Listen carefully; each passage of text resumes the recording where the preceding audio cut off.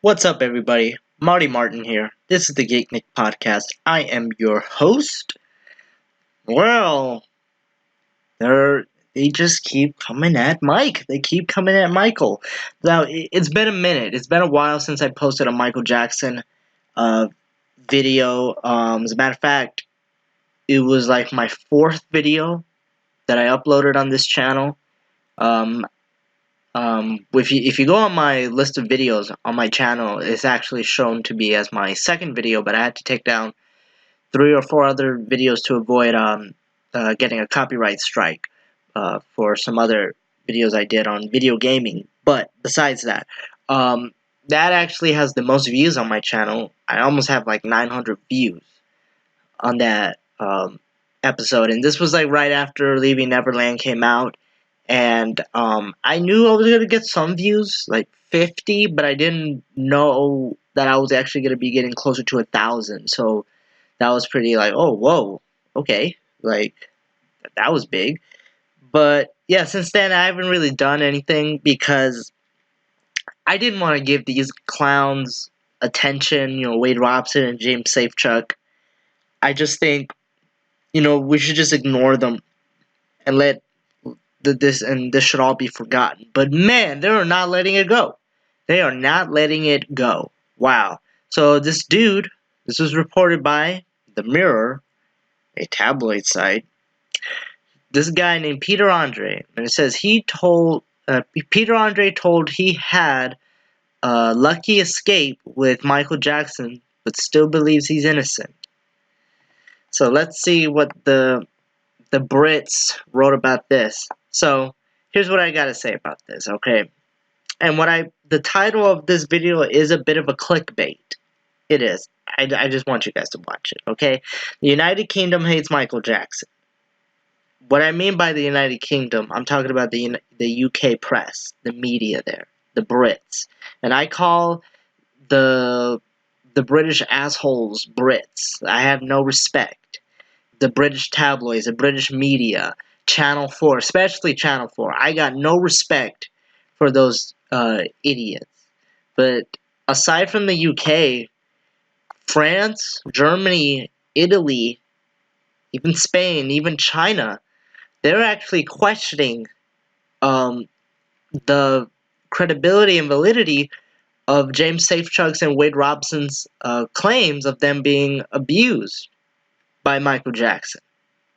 So they know better than to just to believe in it, because again, they're like, this is pretty fishy right here. This is pretty odd because again, their stories are not adding up. They don't match. Like, as time is going by now, like, we're finding more and more new things that totally discredit their story. Leaving Neverland was released in the UK after it aired here in the United States. I live here in the States. And they cut 30 minutes of the documentary, or the mockumentary, should I say, in the UK, in Europe. Why would they cut out 30 minutes? Well, they cut out the 30 minutes that they cut out were the ones that were actually questioned and challenged with facts. And in those 30 minutes, the claims that were mentioned in the film were actually proven false. So they had to cut those out because it didn't fit the narrative. It didn't fit the story they were telling, the horror story. So it's just a very manipulative film. It's very manipulating. Okay, so it says Peter Andre has admitted he doesn't want to believe the child sex abuse claims against Michael Jackson. Why is it that people... Let's just read this. Let's just read this before I jump to conclusions. So it says, Peter Andre had a lucky escape by losing a competition to meet Michael Jackson as a child, but he still believes he's innocent. The Australian pop star, age 46, missed out on the chance to meet his idol back in the 1980s when he lost a dance contest to Wade Robson, who went on to allege he was abused by the superstar. During an appearance on This Morning Today, Peter talked about the contest and his surprise cameo appearance in Jacko documentary Leaving Neverland. Jacko, really? Really? They really called Michael Jackson Jacko. See, the Brits, the damn Brits. I can't stand these guys. I really can't. They make me so angry. Here's the thing about the British media. British media is annoying because almost all the news that talk about Michael Jackson are the Mirror, National Enquirer, Channel 4, and gosh, I can't think of any other tabloid sources. But 90% of them are tabloids. Almost all of them. And they're really not taken seriously because, again, these are tabloids. But here in America, you have quote-unquote reputable sources telling false stories, like New York Times, Los Angeles Times, Huffington Post. Huffington Post is not anymore. Huffington Post is more like a blog site, but you have a lot of professional writers, professional columnists there. NPR, even Washington Post, the Boston Globe, all of these news sources, they regurgitate the stories that are reported in the tabloids. So the tabloids tell the story first, and then the mainstream media in the States regurgitates it. So their source, where did they get their story from? Well, from sources like this, like these, the Mirror, National Enquirer, or Radar Online, online gossip sites, even Perez Hilton.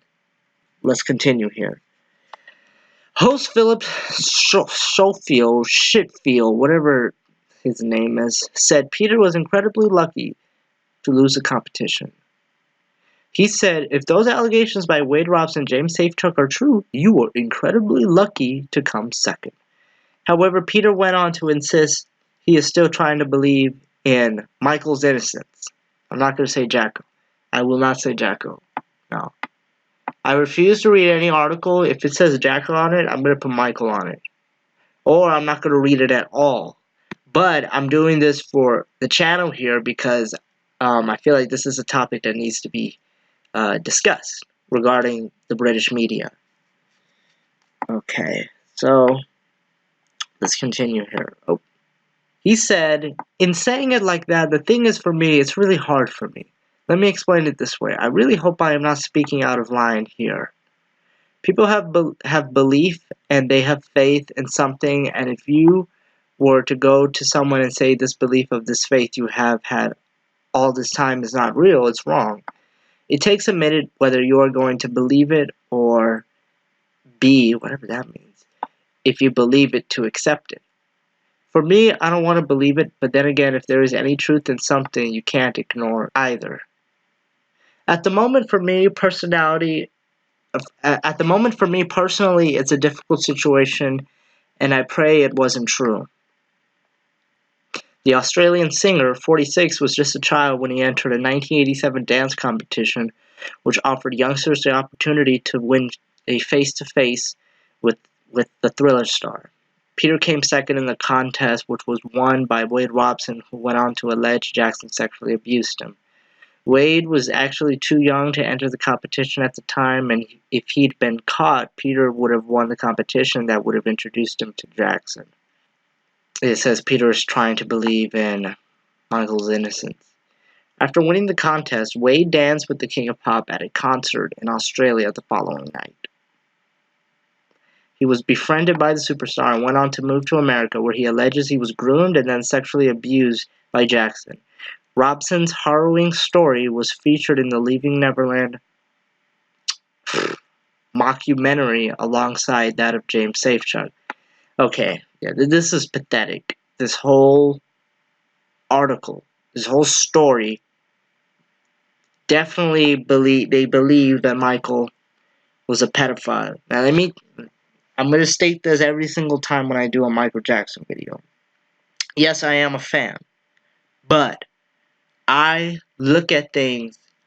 I do research on things in a way an investigative journalist would do it.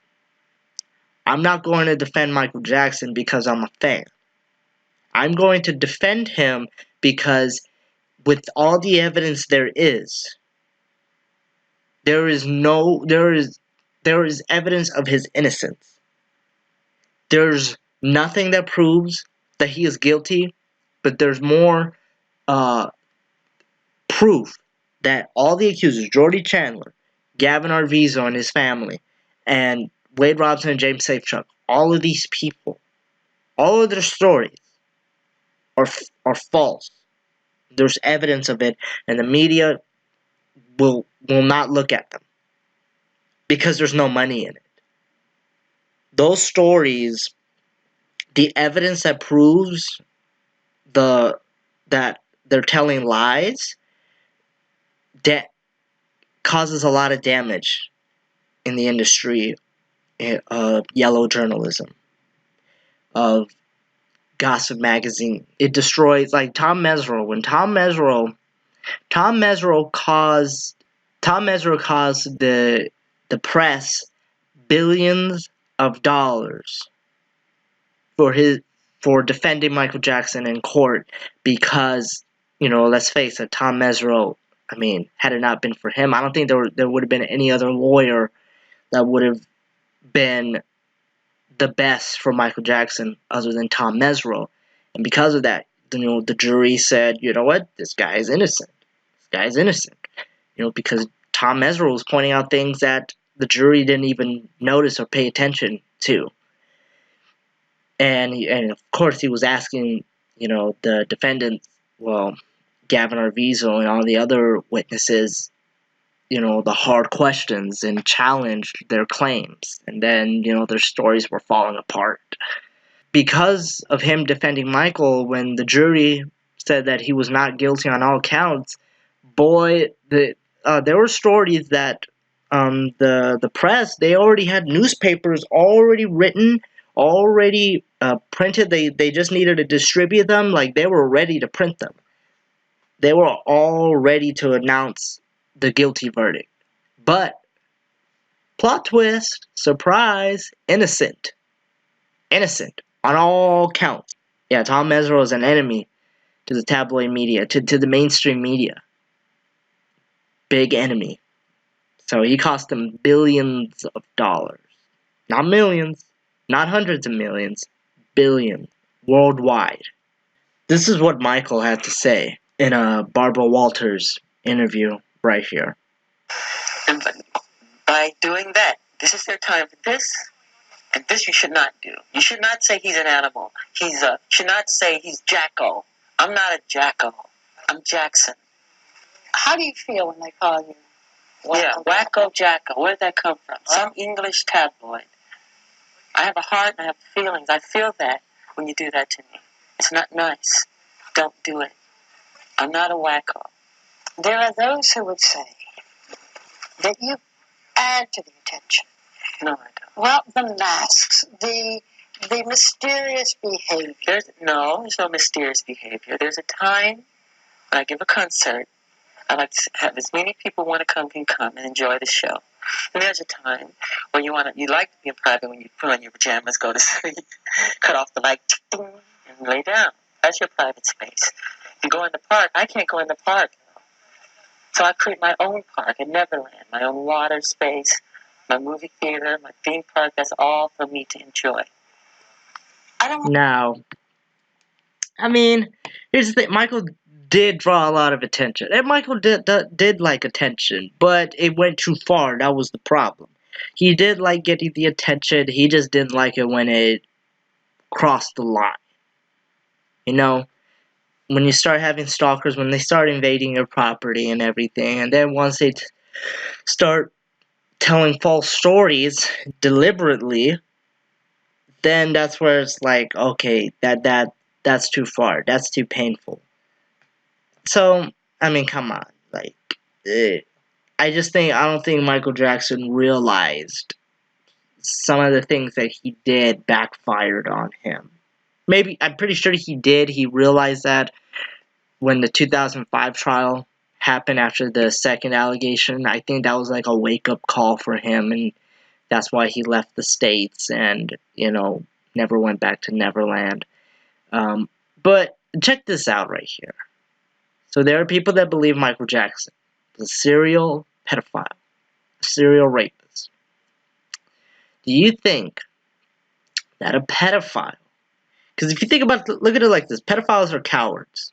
They prey on people that can't defend themselves, that are not at the same height or weight to attack them, to fight back.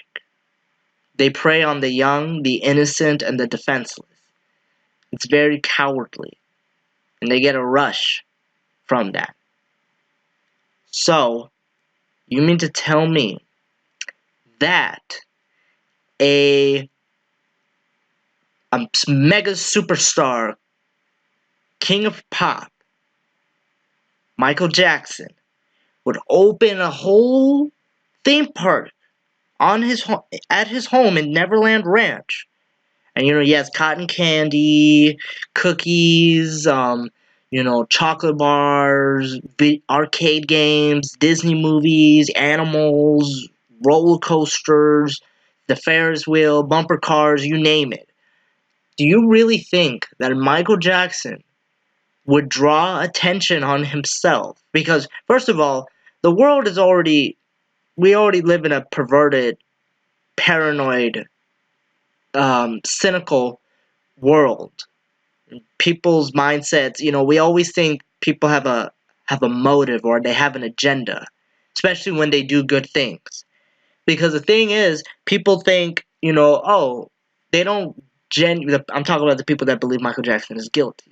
In their mind, they're probably thinking, there's no way this guy can be that innocent. This guy can be that caring and giving and everything. He's hiding something. What's his angle? There's something that he's like, there's a motivation behind all of that. He can't be that nice. Because we live especially here in America, and the UK just caters because the majority of the people that read the British media are Americans. The majority of them. National Enquirer, the Mirror, you go to Walmart or Smart and Final, Albertsons, Vons, they're there. They have the newspapers there. They have the magazines there. So Americans read them. So, where was I going with this?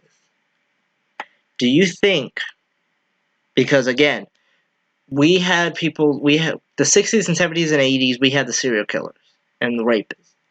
And then in the 50s, so in the 50s, we had Ed Gein, then we got the Zodiac Killer, and then we got Ted Bundy, and then we got Charles Manson, and then we got Jeffrey Dahmer, Richard Ramirez, John Wayne Gacy, the Hitman, the Iceman, Richard Kuklinski, and then the BDS killer. I can't remember the other killers. We had Eileen Wuornos.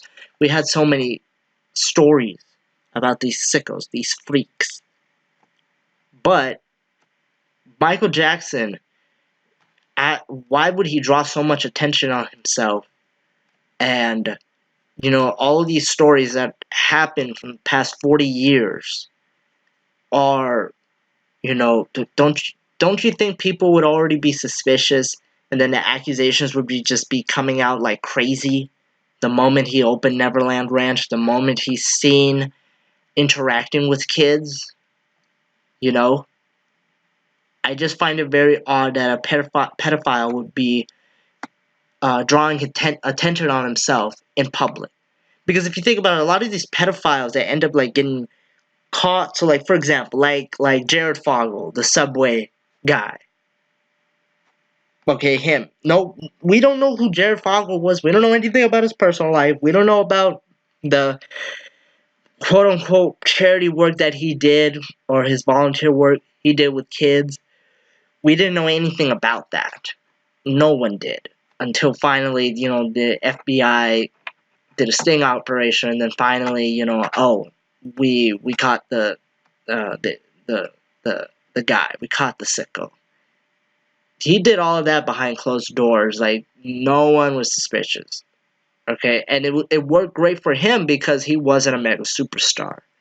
Look at executives like Harvey Weinstein, Bryan Singer, Kevin Spacey, Brett Ratner. Like, yeah, these guys are not mega superstars like Michael Jackson, but They were more powerful than Michael Jackson because they had connections. I mean, we're talking politicians here. They know politicians. They knew the Clintons. They knew John Kerry. They knew Donald Trump. They know all of those guys. They knew all of them. The Emanuel family. They were molesting and raping women and children behind closed doors. They didn't draw attention on themselves. They made it very secretive. And almost all the major rapists, pedophiles, they always made it discreet. They always did. Michael Jackson was out there in the public. And he went on record.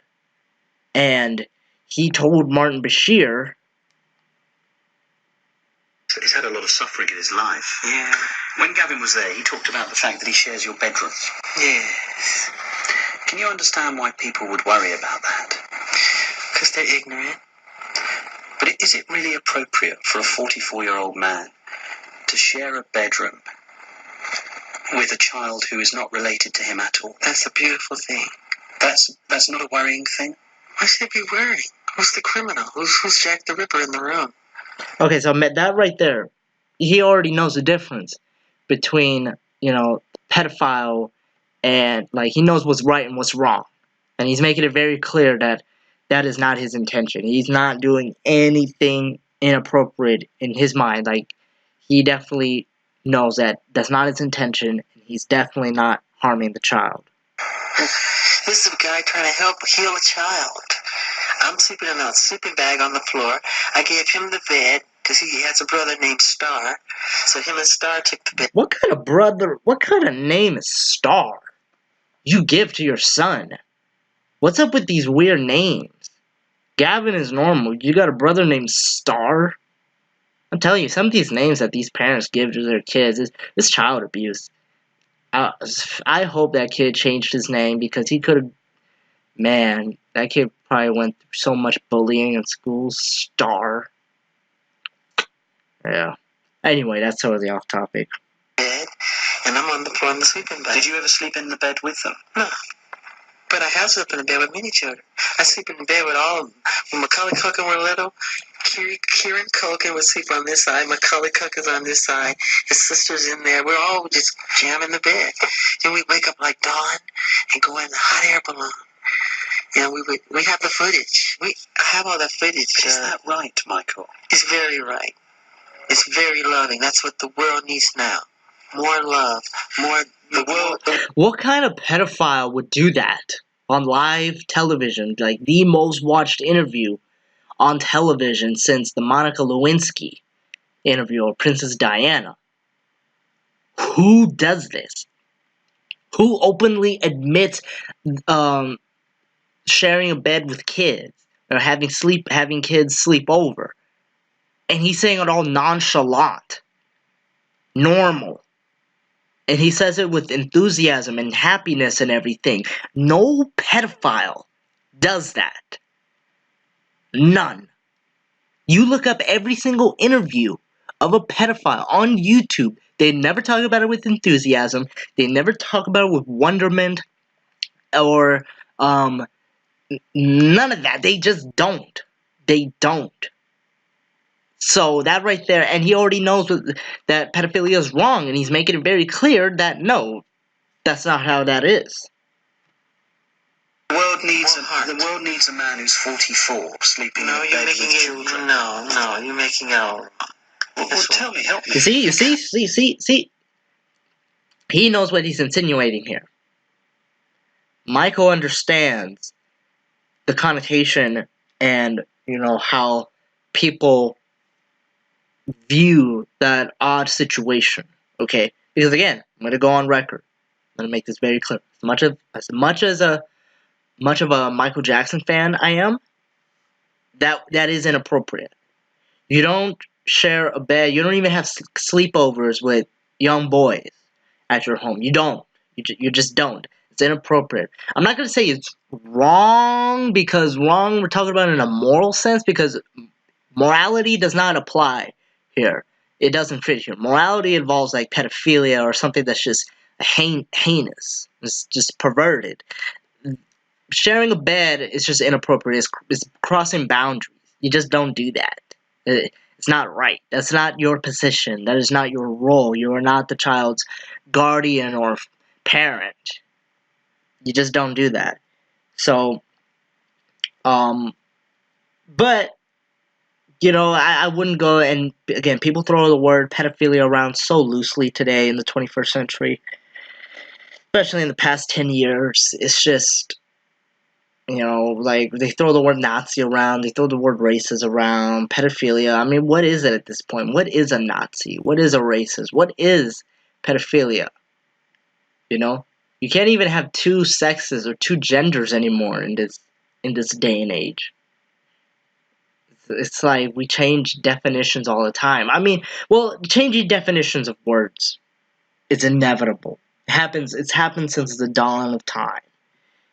All the time. But when you start changing words that are just objective, like you start changing like biology or just grammar in general to the extreme, then it's just like, okay, no, you can't do that. You can't do that. So it's like, what is it now? Because what's wrong with sharing love? You don't sleep with your kids or some other kid who needs love, who didn't have a good childhood? No, I don't. I would never dream of sleeping. I would never Because dream. you've never been where I've been, mentally. Okay, you see right there? Okay. So that was a big one right there. When he said, you haven't been there where I have been, mentally. Michael empathizes the pain that other children go through because he went through a lot of pain during his childhood. Because it's not an excuse here, but Michael Jackson, you know, you hear people say, oh, what if Michael Jackson wasn't Michael Jackson? What if he was just some guy, Joe, who lived across the street, and he was saying these type of things, and he did the things that Michael did? No. Horrible argument. Because Michael Jackson, the reason why he does get a pass, the reason why Michael Jackson's case is very unique, very different, very odd. That's why it draws so much attention, because like there was no other person like Michael Jackson. When you look at Michael Jackson, you know about his story. Okay, people defend him for his. I'm talking about fans. They defend him for his personality, because of him as a person. Because we know a lot about Michael Jackson. We know a lot about him. It gets personal. Because Michael Jackson, he was open, and in this interview, he's being very open. Like, okay, like, see, a lot of this got him in trouble. Especially the way he's talking about, the way he's communicating, because that's just like, you don't say that. You just don't, Michael, and he doesn't even realize what's coming out of his mouth. Because he's stuck in one state of mind. He's in his own world. He doesn't live in our world. It's like, think about it. Think about it. The man was in the industry starting out at like 6. From age 6 all till his last day on earth at the age of 50, he was in show business. That's all he knows. That's all he knows. That's all he knew. So, of course, his way of communication is going to be odd. His lifestyle is going to be eccentric. And, you know, sometimes we have to empathize Michael. You know, some people say, you know, oh, I have no sympathy for him. It's not about sympathy. It's about empathy here. You need to understand where he's coming from. Because I guarantee you, I'm surprised Michael Jackson did not kill himself. I'm surprised he was not in the 27 Club, because, you know, like his life story, that it's painful. It's just pain. What kind of a pedophile would be this open about it? And definitely, Michael, he is very coherent. As much like as much as he is trying hard to explain himself, his actions, his motives and everything, you know, even though is like he doesn't understand what boundaries are. Like he has no concept of that, and he doesn't want to understand it either, because he's been tired of being told what to do ever since he was young. And what I mean by being told what to do, I'm talking about by record labels, because Michael Jackson was never a free artist until 21 when he did his album Off the Wall.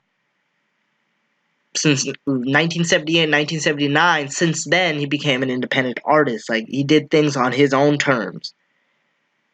He did his own thing. So he said, look, and especially after he broke up with his brothers, he said, I can do whatever I want. Nobody can tell me what I can do and what I can't do. So screw you. I'm going to do me. And he's had that rebellious attitude since then. And from a lot of people that knew him, a lot of them say that one of his biggest flaws was that he was very stubborn. He was a very stubborn person, and it shows that too. It shows that because a lot of people told him, hey, you shouldn't be doing that, or you gotta be careful, man, because we don't want you to go back to 1993 again. And he just kept doing it because he understood his intentions, but he doesn't understand how the world views it. He's in his own world. So that's why Michael Jackson gets a bit of a pass, because you have to look back at his story and everything. He's a very complicated individual, very complicated. It's not as black and white. It's not. As much as we want the world to be simple, we want it to be, easier to explain. We just want specific, right or wrong, blah blah blah blah blah. It doesn't it's not. That's not how it works. There's a lot of grays in life. There's a lot of gray. There's more gray in life than there is black and white. It's a crazy world we live in. So yeah, Michael gets a pass on that because again, because when you talk about his fans, when talking about Michael Jackson dealing with these accusations and everything, him being talented goes out the window. His artwork goes out the window. His fashion goes out the window. It's his person. It's Michael that comes first. It's his personality. It's who he was. That's what makes him stand out from every other artist. There's really no other artist that actually had a very likable personality like Michael Jackson amongst music artists. Michael didn't have that charisma or that likability, let's say, that Elvis had, or John Lennon, or Freddie Mercury, because Michael was a very lighthearted, kind, caring, giving person. He was like a big kid. There was a childlike element to him that was likable because, there was a form of innocence. It was just very unique and genuine. So, yes, it's very... Not too many people get a pass on things, but when it comes to this situation, Michael Jackson does get a pass. And I'm not saying this as a fan at all. I'm just saying, looking at it from an objective, point of view. It's all about perspective. So, yeah, I just find it very hard that find it very hard to believe. And if so, if it's true, it's just shocking that a pedophile would be talking like this and understand, what they're doing is wrong. Understand, the difference between right or wrong, of course, but them saying, no, it's not wrong. What I'm doing is not what you think it is. It's not what you think it is. Like he says, who's the criminal? This is not Jack the Ripper. Here he's saying he's not Jack the Ripper. So I'll give you an example of a serious child molester. Look at this dude right here. It's an interview of a man who raped and molested his stepson. And this guy's name is Gerald. And this is very graphic. with the dialogue right here, and if viewer discretion is advised right here, and if you can't handle topics or especially detailed stories about children being raped and yada yada yada, then this video is not for you. So here's the video right here. So if you can't handle it, I'd advise you to turn it off or watch something else. Damage on children because of the sexual abuse and the betrayal of trust it involves. However, there is another type of offender who not only inflicts emotional abuse, but damages the victim physically as well. This next man, Gerald, is a sadistic sex offender. As he'll tell us, he is sexually aroused by inflicting pain. The victim he's describing is his 9-year-old stepson. After about 2 years of molesting my son and all the pornography that I had been buying, renting, swapping, I had gotten my hands on some bondage and discipline pornography with children involved. And some of the reading that I had done and the pictures that I had seen showed total submission, forcing the children to do what I wanted. And I had eventually started using some of this bondage and discipline with my own son. And it had escalated to the point where I was putting a large Ziploc bag over his head and taping it around his neck with black duct tape or black electrical tape and raping and molesting him at that point, to the point that he would turn blue, pass out. At that point I would rip the bag off his head, not for fear of hurting him, but because of the excitement. I was extremely aroused by inflicting pain. And when I seen him pass out and change colors, that was very arousing and heightening to me. And I would rip the bag off his head, and then I'd jump up on his chest and I'd masturbate in his face and make him suck my penis while he was, as he started to come back awake. While he was coughing and choking, I would rape him in the mouth. I used the same sadistic styled act of the plastic bag and the tape 2-3 times a week, and that went on for, I'd say, a little over a year. If I hadn't been arrested when I was, my stepson would be dead. I would have killed him. I had been fantasizing about killing a victim during the course of rape or molest about 5 or 6 months, all during the course of the molestation of my stepson when I was using the Ziploc, the plastic bag over his head. I had fantasized and thought about killing him, letting him go ahead and suffocate during the process of the molestation.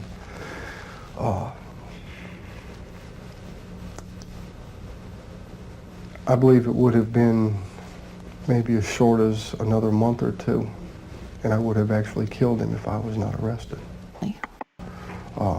Probably 6 or 7 different times. And there was actually one instance where I went to the police station myself to turn myself in. And the officer at the desk told me to go home and sleep off my drunk, and I left.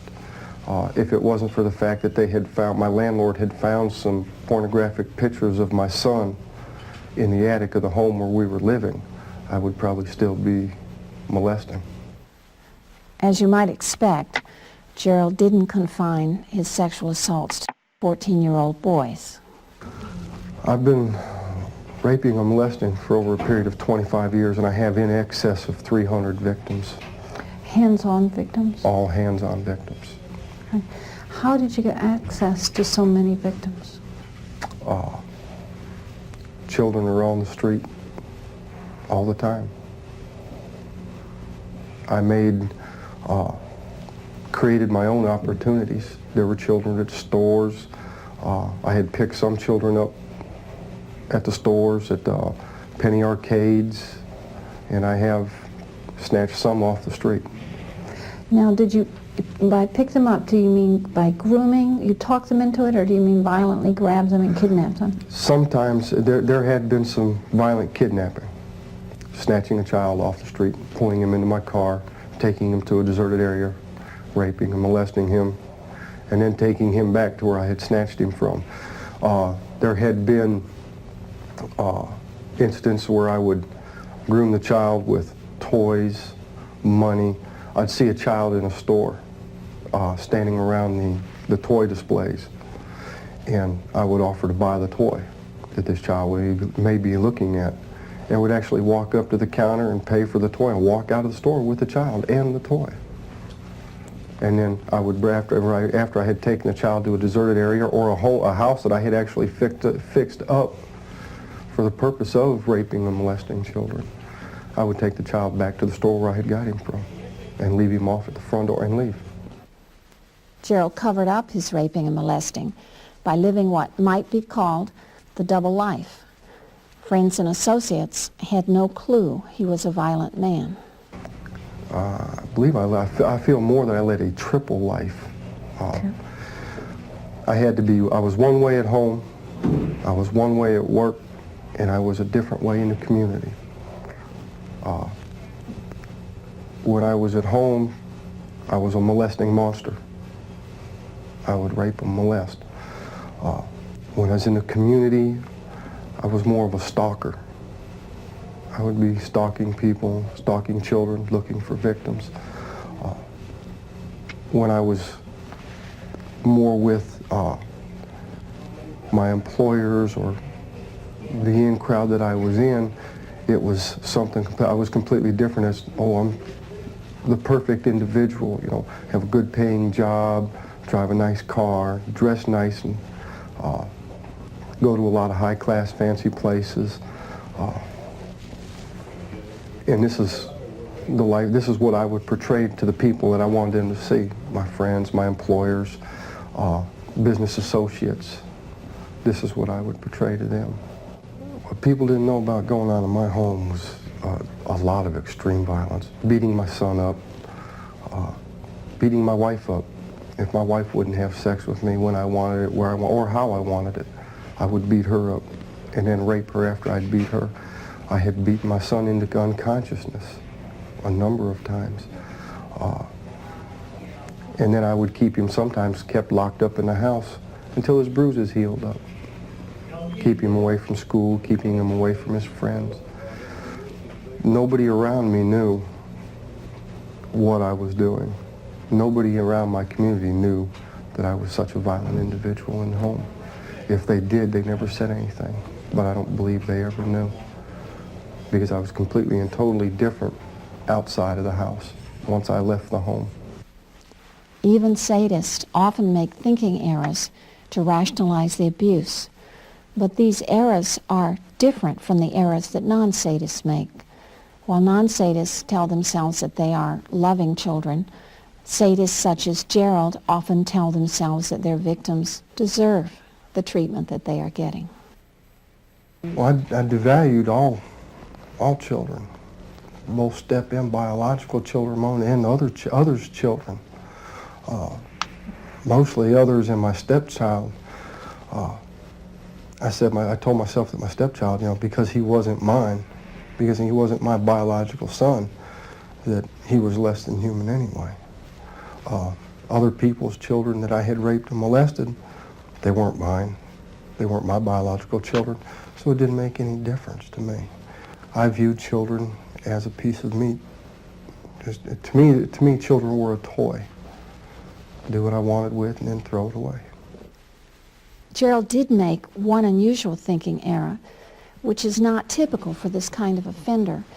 Even though he knew the children he was attacking were suffering and he wanted them to suffer because suffering was sexually arousing to him, he still managed to find a way eventually to maintain almost a dual kind of awareness.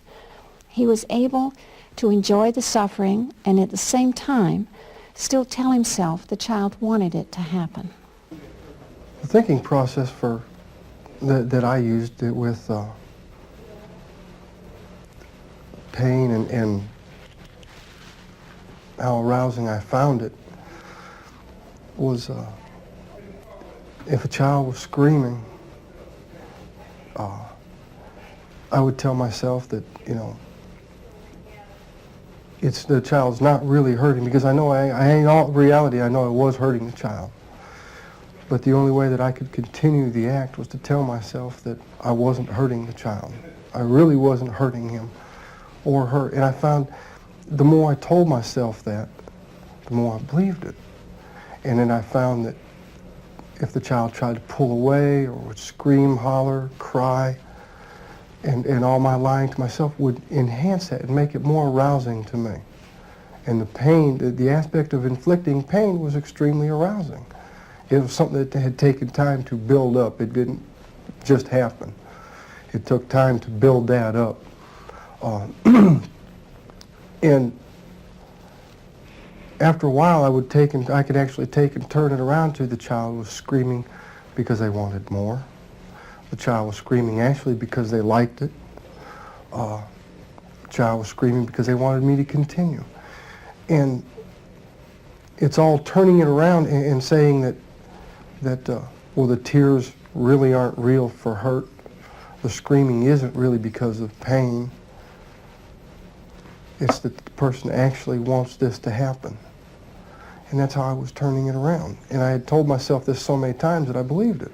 Now, did you do that at the time, or did you rework it in your mind later? When I first found that I was really aroused to inflicting pain, I didn't have to work. I didn't have that line of thinking right then. Okay, I knew that I was hurting them. It took me some time, and I worked it through at a later time. I'd work it over half hour, 45 minutes, hour and a half later, that this child was asking for it. This child wanted more. And the more that I thought about it that way, the more that I looked at it, there came a point in my life after 6-7 months of doing this that I didn't even have to change the thought process anymore. The immediate thought process was scream, pain, excitement. They wanted it. There was no change after that. I had told myself so much that I had built it into it. It was a built-in thinking process at that point, that child was crying, screaming, because they wanted me to inflict the pain, no matter how much I hurt them. There were incidents and cases where tissue had been torn, blood, and I know there was pain, but I had no remorse for it. I didn't feel sorry for it. I was aroused to that. And the child screaming made the arousal even higher. Yeah, we'll cut it right there. That is the sound of a pedophile. Michael Jackson, did you hear the difference between how Michael Jackson talked about his interaction with kids and how this guy, Gerald, talked about his interaction with kids? They sound completely different. I just find it very odd. See the connection between a pedophile and Michael Jackson. I just don't see it. So, alright everybody, that's it for this video on Michael Jackson. So the UK media hates MJ. We know that for sure. The rest of Europe, like France, Italy, shout out to France. They're doing a documentary on Michael, a pro Michael Jackson one. And then Germany, they've been loyal to Michael Jackson fans. And especially the Balkan countries, Bosnia, Serbia, Macedonia, Albania, Bulgaria, all those countries, Kosovo, all those people, the fans over there, they love MJ and they have his back. But on another video, I will discuss my biggest fear regarding the Leaving Neverland horror film. I am going to talk about my biggest fear in my next video, and yeah, it's definitely something I am very concerned about, and hopefully you guys will feel the same way when I talk about it. Alright everyone, don't forget to like and subscribe, and live long and prosper, and may the force be with you.